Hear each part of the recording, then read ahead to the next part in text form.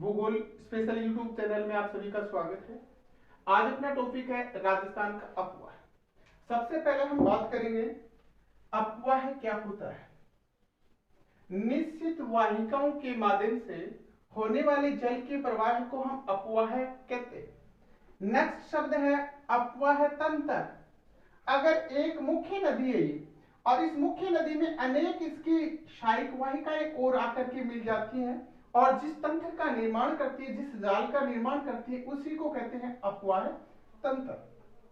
नदी द्रोणी क्या होती है? बड़ी नदियों के जल ग्रहण क्षेत्र को, बड़ी नदी जो होती है उन नदियों के आकार को, क्षेत्र को हम क्या बोलेंगे? नदी द्रोणी कहेंगे।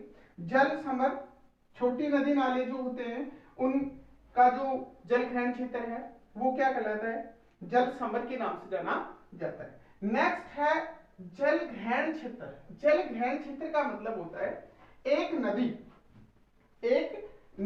एक विशिष्ट क्षेत्र से चल करके आती है और अपने साथ में क्या लाती है? जल लाती है। जैसे ये नदी एक विशिष्ट क्षेत्र होगा, इस क्षेत्र से जल लेकर के आती है और इस विशिष्ट क्षेत्र में जल बहा करके लाती है। इस क्षेत्र को हम क्या कहेंगे? जल ग्रहण क्षेत्र कहेंगे। दूसरी बात हम आगे करते हैं, राजस्थान के अपवाह तंत्र के बारे में हम बात कर रहे हैं। देखिएगा, ये राजस्थान का नॉर्थ हिस्सा है और ये है साउथ, वेस्ट और ईस्ट। सबसे पहले हम बात करें तो राजस्थान के उत्तर से एक नदी प्रवेश करती है जिसका नाम है गग्गर, और यह नदी प्राचीन काल में, वैदिक काल में किस नाम से जानी जाती थी? सरस्वती नदी के नाम से जानी जाती थी, जो वर्तमान समय में क्या हो गई? लुप्त हो गई। इसके अवशेष के रूप में कौन सी नदी बह रही है? गग्गर नदी बह रही है। जबकि उत्तर पश्चिम से राजस्थान में कोई भी नदी प्रवेश नहीं करती है, ठीक पश्चिम से राजस्थान में कोई नदी प्रवेश नहीं करती है और दक्षिण पश्चिम से भी राजस्थान में कोई नदी प्रवेश नहीं करती है। राजस्थान में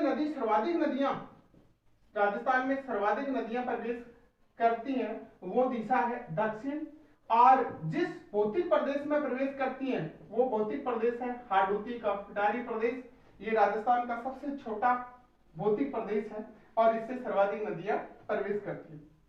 आगे अगर अपन बात करें तो ठीक पूर्व से राजस्थान में कोई नदी प्रवेश नहीं करती है। नेक्स्ट बात करें कि राजस्थान के कौन से भौतिक प्रदेश से सर्वाधिक नदियों का उद्गम होता है, तो ये देखिएगा, ये है अरावली प्रदेश। कौन सा? अरावली। और इस अरावली से राजस्थान में सर्वाधिक नदियों का उद्गम होता है। तो राजस्थान के कौन से भौतिक प्रदेश से सर्वाधिक नदियों का उद्गम होता है? तो आपको बताना अरावली से। अब पूछा जाए कि राजस्थान के कौन से जिले से सर्वाधिक नदियों का उद्गम होता है, तो आपको कौन सा जिला बताना है? उदयपुर बताना है। कौन सा बताना है? उदयपुर। और अगर यहां आपसे पूछा जाए कि कौन से संभाग से, तो संभाग भी आप कौन सा बताओगे? उदयपुर बताओगे। क्लियर? नेक्स्ट अगर आपसे क्वेश्चन किया जाए कि राजस्थान के कौन से जिले में सर्वाधिक नदियों का प्रवाह होता है, तो आपको बताना है यहां पर चित्तौड़। कौन सा जिला? चित्तौड़ से। नेक्स्ट प्रश्न आपसे पूछा जाए राजस्थान के कौन से संभाग में सर्वाधिक नदियों का प्रवाह होता है, संभाग पूछे तो आप कौन सा बताओगे? कोटा संभाग बताओगे। कौन सा संभाग बताओगे? कोटा संभाग बताओगे। नेक्स्ट फिर पूछा जाए कि राजस्थान में सर्वाधिक नदियां कौन से पठारी प्रदेश, तो सर्वाधिक हाड़ौती के पठारी प्रदेश से कहां से निकल करके आती है? देखिए यहां पर है विंध्यन पर्वत श्रृंखला। कौन सी? विंध्यन पर्वत श्रृंखला। और राजस्थान में अधिकांश जो नदियां प्रवेश करती हैं वो विंध्यन पर्वत श्रृंखला से निकल करके हाड़ौती पिटारी प्रदेश के माध्यम से राजस्थान में प्रवेश करती है।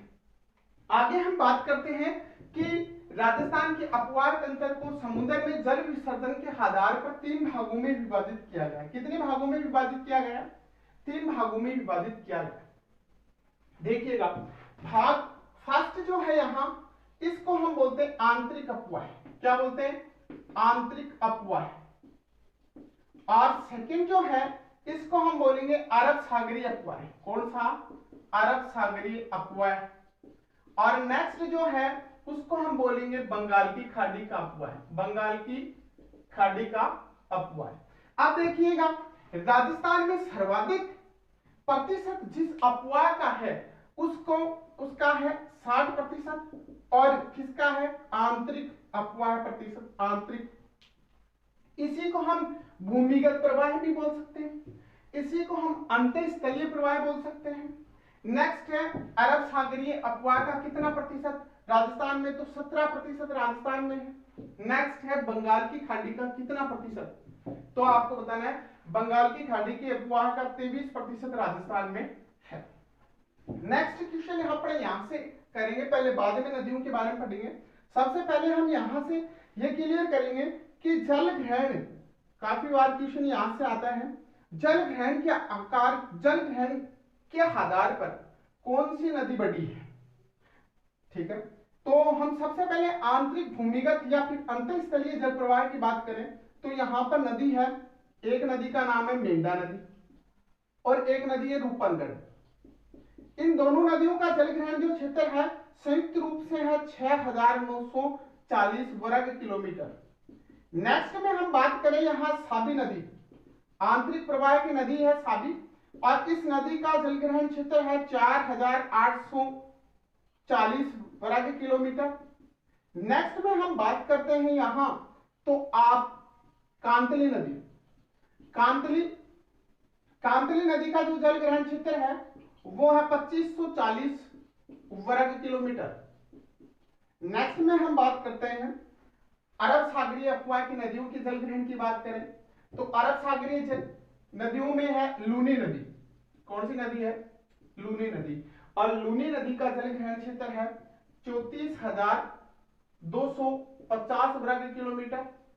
नेक्स्ट में बात करते हैं हम अरब सागर के अंतर्गत ही माही नदी, और माही नदी का जलग्रहण क्षेत्र है यहां 16,030 वर्ग किलोमीटर, 16,030 वर्ग किलोमीटर। इसके बाद में नेक्स्ट हम बात करेंगे साबरमती नदी। कौन सी नदी, साबरमती नदी, इसका जलग्रहण क्षेत्र है 4300 वर्ग किलोमीटर। नेक्स्ट में हम अगर बात करें यहां तो नदी आती है आपकी पश्चिमी बनास। कौन सी नदी आती है, पश्चिमी बनास, और पश्चिमी बनास नदी का जलग्रहण क्षेत्र है 3000 वर्ग किलोमीटर। क्लियर। अब आपसे पूछा जाए कि अरब सागरीय अपवाह के अंतर्गत सर्वाधिक जलग्रहण वाली नदी, तो आपको बताना है लूनी, और इधर पूछा जाए तो आपको मेंढा और रूपनगढ़ बतानी है। नेक्स्ट में अब आता है आपका बंगाल की खाड़ी। बंगाल की खाड़ी की नदियों में सबसे पहले हम मुख्य नदी की बात करते हैं चंबल। कौन सी नदी की बात करोगे आप, चंबल नदी।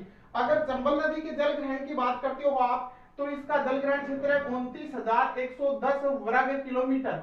इसके बाद में इसी की सहायक नदी है जिसका नाम है बनास नदी। क्या नाम है, बनास नदी, और बनास नदी का जलग्रहण क्षेत्र है 46,270 वर्ग किलोमीटर। ठीक है। नेक्स्ट में यहां हम बात करते हैं एक नदी है बाणगंगा। कौन सी नदी है, बाणगंगा, और बाणगंगा के साथ में हम ले लेंगे गंभीर नदी। इन दोनों नदियों का जलग्रहण क्षेत्र है 14,360 वर्ग किलोमीटर। देखिएगा यहां से क्वेश्चन ये बन रहा है राजस्थान की कौन सी नदी ऐसी है जिसका जलग्रहण क्षेत्र सर्वाधिक है, बनास नदी है। कौन सी नदी है, बनास नदी है। अगर मुख्य नदी पूछे तो आपको चंबल बतानी है, और वैसे नदी पूछे तो बनास। पहले एक नंबर पर बनास है जलग्रहण क्षेत्र के आधार पर पूछे तो नंबर 1 बनास, नंबर 2 लूनी, और नंबर 3 पर किसका नाम आएगा, चंबल पर। काफी बार अक्सर आप गलती करते हो और ये नाम आते ही आप चंबल टिक करते हो, जबकि चंबल नहीं है। ठीक है। पूर्ण बहाव के साथ में बहने वाली, पूर्ण बहाव के साथ में बहने वाली नदी जिसका नाम है बनास, इसी का जलग्रहण क्षेत्र सर्वाधिक है। अब हम आगे बात करते हैं यहां से कि आंतरिक अपवाह की नदियां कौन सी हैं और अरब सागरीय अपवाह की नदियां कौन सी हैं, बंगाल की खाड़ी की अपवाह की नदियां कौन सी हैं, इनके बारे में हम बात करेंगे। तो सबसे पहले हम आंतरिक अपवाह की नदियों की अगर बात करें तो यहां नदी आती है आपकी सबसे पहले, जैसे आंतरिक अपवाह की नदी के अंतर्गत नदी आ रही है कांतली नदी। कांतली के बाद में नदी आ रही है यहां पर कोंकणी, या फिर किसी को बोल सकते हैं आप काकने, काकने है, या किसी को आप कह सकते हैं क्या मसूरदी। ये तीन नाम एक ही नदी के हैं।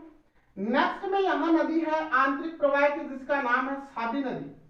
और नेक्स्ट नदी जो है उसका नाम है यहां पर रूपनगढ़। और इसके बाद में अगर अपन बात करें तो है नदी गग्गर। कौन सी नदी है? गग्गर नदी।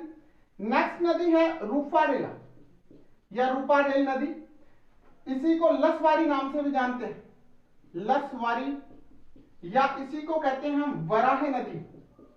इन दो नामों से इसको जाना जाता है, रूपारेल, लसवारी, वराह। नेक्स्ट में अगर अपन बात यहां पर करें तो नदी आती है आपकी मेंढा। कौन सी नदी? मेंढा। इसके बाद में नदी आती है खारी, और इसके बाद में खारी, और इसके बाद में नदी आती है जिसका नाम है, यहां लिख रहा हूं मैं, खंडेल नदी। कौन सी नदी है? खंडेल। और खंडेल नदी के बाद में अगर अपन बात करें तो एक नदी जिसका नाम है अमीनी साह। अमीनी साह का नाला, जिसको हम जयपुर की लाइफलाइन के नाम से जानते हैं, प्राचीन समय में दस्यवती नदी के नाम से जानते थे। आंतरिक अपवाह की जितनी भी नदियां हैं वो सभी नदियां आ गई। इसको आप एक ट्रिक के माध्यम से याद कर सकते हैं। ट्रिक क्या है? ट्रिक देखिएगा, काकोसा रुगरू गांव में खाक में गए। किस में गए? खाक में गए।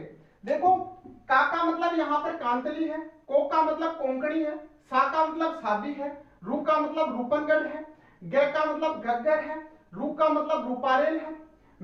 गांव यहां पर साइलेंट है, और मे का मतलब है यहां पर मेंढा नदी, खा का मतलब खारी है, ख का मतलब खंडेल है, और एक नदी है आपकी अमीनी साहब का नाला, जयपुर की लाइफलाइन के नाम से जानते हैं। यहां से काफी बार प्रश्न आता है, तीन नदियां आंतरिक प्रवाह की देगा, एक नदी अरब सागर की दे देगा, और बोलेगा निम्न में से कौन सी भी है या निम्न में से कौन सी आंतरिक प्रवाह की नदी नहीं है। तो इस चीज को आप ध्यान रखें, इस लाइन को याद रख करके आंतरिक प्रवाह की सभी नदियों को आप याद रख सकते हैं। नेक्स्ट आगे हम बात करेंगे सर अरब सागरीय अपवाह की नदियों की। अब अरब सागरीय नदियों अपवाह की नदियों की अगर अपन बात करें तो सबसे पहले सामूहिक रूप से अरब सागरीय नदियों की बात करें तो इसमें एक छोटी सी ट्रिक आपको याद रखनी है। ट्रिक है, ए सालू की मां, ए सालू की मां, ए सालू की मां सोजा पश्चिम में। ये इसके अंतर्गत अरब सागरीय अपवाह की जितनी भी नदियां हैं सभी नदियां आ गई। एक का मतलब अरब सागर हो गया, सा का मतलब यहां पर क्या हो गया? साबरमती। क्या हो गया? साबरमती। लू का मतलब यहां पर हो गया लूनी। क्या हो गया? लूनी नदी। और अगर लूनी या फिर लूनी नदी, मां का मतलब यहां पर हो गया माही। कौन सी नदी? माही नदी। और सो का मतलब यहां पर हो गया सोम नदी। कौन सी नदी? सोम नदी। जा का मतलब हो गया जाखा, और पे यानी पश्चिमी बनास। ये अरब सागरीय अपवाह की जितनी भी नदियां हैं सभी नदियां आ गई। ए सालू की मां सोजा पश्चिम में। अब इसी को दो भागों में विभाजित करेंगे हम। अरब सागरीय नदियों को समुद्र में जल विसर्जन के आधार पर दो भागों में रखा गया है। अरब सागरीय नदियों को समुद्र में जल विसर्जन के आधार पर दो भागों में, एक भाग इसका है कच्छ की खाड़ी में। किस खाड़ी में? कच्छ की खाड़ी में जल विसर्जित करने वाली नदियां, और दूसरी है खंबात की खाड़ी में। कौन सी खाड़ी में? खंबात की खाड़ी में जल विसर्जित करने वाली नदियां। देखिएगा, यह है आपका प्रायद्वीपीय भारत, और इसमें देखो यहां जो नदियां गिर रही है, इस जगह पर जो नदियां गिर रही है वो मतलब कौन सा प्रवाह है? कच्छ की खाड़ी में। कौन सी खाड़ी में? कच्छ की खाड़ी में। अरब सागर की ये अपवाह की वो नदियां हैं जो डायरेक्ट नहीं, पहले किससे मिलती है? कच्छ की खाड़ी से, और उसके बाद में जल कहां पर लेकर के आती है? अरब सागर में लेकर के आती है, डायरेक्ट नहीं इनडायरेक्ट। नेक्स्ट यहां ये है खंबात की खाड़ी। कौन सी खाड़ी है? खंबात की खाड़ी। और खंबात की खाड़ी के माध्यम से जल कहां पर, अरब सागर में। तो वो नदियां कौन सी हैं उनकी बात हम करते हैं। देखो कच्छ की खाड़ी की नदियों को तो आप याद रख सकते हैं लूप के माध्यम से, किसके नाम से, लूप के माध्यम से याद रख सकते हैं। लूप एक मरुस्थलीय क्षेत्रों में बनने वाली विशेष प्रकार की स्थलाकृति है। और लू का मतलब तो यहां पर आप समझ गए होंगे शायद, लू का मतलब है लूनी, लूनी नदी, और पे का मतलब है यहां पर पश्चिमी बनास नदी। कौन सी नदी, पश्चिमी बनास नदी। आगे अगर अपन बात करें खंबात की खाड़ी की नदियों की, कौन सी खाड़ी की नदियों की बात करें, खंबात की खाड़ी की नदियों की बात करें तो इसमें आप याद रख लेना छोटी सी बात, आपके घर पर आ गए कौन, मोसा जी। तो मोसा को क्या बोलोगे, सोजा मासा। क्लियर। अब इसमें खंबात की खाड़ी में गिरने वाली नदियां आ गई सभी। सो का मतलब यहां पर है सोम, और जा का मतलब है जाखल, और मा का मतलब है माही, और सा का मतलब है यहां पर साबरमती। देखिएगा यह चीज क्लियर हो गई, ठीक है। अब आप यहां से एक प्रश्न सही कर सकते हैं, आंतरिक प्रवाह की नदियां आपके एक सूत्र में फिट हो गई, अरब सागरीय अपवाह की नदियां भी आपके एक सूत्र में फिट हो गई। अब अगर आपसे पूछा जाए कि कौन सी नदी अरब सागर की नहीं है, कौन सी नदी आंतरिक अपवाह की है, तो आप इस लाइन को याद रख करके इस प्रश्न को अच्छे से हल कर सकते हैं। आगे हम बात करेंगे बंगाल की खाड़ी के अपवाह की, और बंगाल की खाड़ी में गिरने वाली नदियों की बात हम करें तो इसके अंतर्गत है चंबल नदी। एक तो कौन सी नदी आती है, चंबल प्लस, चंबल प्लस चंबल की सहायक नदियां, चंबल प्लस चंबल की सहायक नदियां। एक नदी आती है आपकी बाण गंगा। कौन सी नदी, बाण गंगा नदी। यह बाण गंगा नदी एकमात्र राजस्थान की ऐसी नदी है जिसके एक भी फ्रेंड नहीं है। देखो इस जमाने में नदियां भी ऐसी हैं। अब बाण गंगा नदी जिसके कोई सहायक नदी नहीं है। नेक्स्ट बात हम करें गंभीर नदी या गंभीरी नदी। इन नदियों, तीन नदियां ये हैं प्लस इनकी सहायक नदियां कहां पर गिरती है, बंगाल की खाड़ी में गिरती है, ठीक है। इनके बारे में और आंतरिक अपवाह की नदियों की विस्तृत बात करेंगे हम नेक्स्ट वीडियो में। इसी प्रकार की ट्रिक आपको अच्छी है तो वीडियो को ज्यादा से ज्यादा लाइक और शेयर करें, और कैसा लगा ये कमेंट करके में जरूर कमेंट करके बताएं। यूट्यूब में आपके लिए सबसे पहले आप घर रहें, सुरक्षित रहें, तभी इस वर्तमान समय में कोरोना से आप जीत पाओगे। जीत के लिए आए हैं, जीत कर ही जाएंगे। ये कौन कह रहा है, बगड़िया सर कह रहे। आ गए हैं आपके लिए, आपके लिए कौन, बगड़िया सर। भूगोल स्पेशल क्लास लेकर के जिसमें कोरोना स्पेशल धमाका, कोरोना स्पेशल धमाका, ये समय ऐसा चल रहा है बिल्कुल निःशुल्क क्लासें हैं आपके लिए। कोरोना स्पेशल धमाका जिसमें डोज 3, डोज हैज 3, और डोज हैज 3 में 3 क्लासें हैं। फर्स्ट है राजस्थान भूगोल, नेक्स्ट है भारत भूगोल, और नेक्स्ट है विश्व भूगोल। राजस्थान भूगोल आज के लिए शाम 8 बजे क्लास होगी, बाकी हर दिन 9 बजे सुबह क्लास होगी। भारत भूगोल, भारत भूगोल की क्लास आज 5 बजे होगी, बाकी हर रोज 3 बजे शाम को क्लास होगी। विश्व भूगोल की क्लासें गुरुवार से चालू होंगी और हमेशा रात को 8 बजे होंगे। क्लियर, बिल्कुल निःशुल्क क्लासें हैं। आपको जिस प्रकार का जैसा भी मैटर चाहिए उसके लिए आप कमेंट करके बता सकते हैं। नेक्स्ट बात यह है, इसके लिए आप भूगोल स्पेशल यूट्यूब चैनल पर जाइए, उसको लाइक करें, शेयर करें। दूसरी बात, फैकल्टी है Prince IAS RAS academy Sikar, Shri Ram coaching Sikar. जीवन में हमेशा आपकी सोच, आपका विचार सकारात्मक हो। जीवन में हमेशा सकारात्मक ही सोचें, सकारात्मक ही रखें। Like, share, subscribe